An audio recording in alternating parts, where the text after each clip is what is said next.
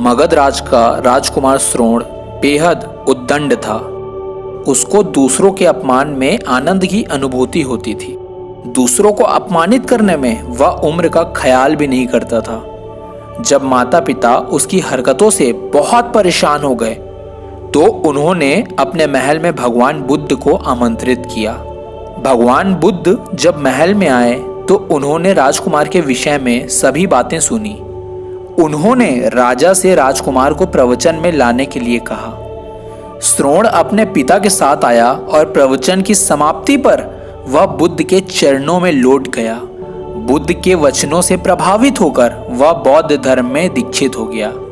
उसका जीवन पूर्णतः बदल गया। कुछ समय बाद उसने प्रायश्चित करने के लिए अन्न जल का त्याग कर दिया। इसके इस कठोर प्रण के विषय में जब भगवान बुद्ध को ज्ञात हुआ तो वे उसे देखने आए।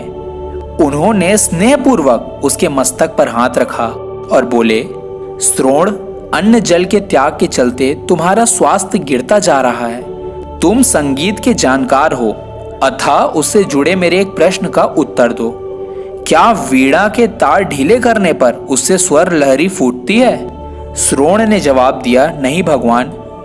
बुद्ध ने फिर पुनः प्रश्न किया, तब तो तारों को खूब कसना पड़ता होगा। श्रोण बोला, नहीं भगवान, अधिक कसने से तार टूट सकते हैं।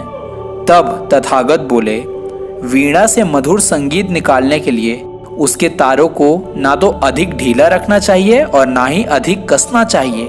इसी प्रकार हमारा जीवन भी एक वीणा की तरह ही है, जिसे भली भांति चलाने के लिए सभी वस्तुओं का पूर्णतः त्याग उचित नहीं है। श्रोण ने कठोर प्रतिज्ञा से मुक्ति ले ली और सहज जीवन जीने लगा। दोस्तों, यह कथा जीवन को नैसर्गिक तरीके से जीने पर बल देती है, जिसमें उचित आवश्यकताओं की पूर्ति और अतिरिक्त इच्छाओं का नियंत्रण का संदेश शामिल है।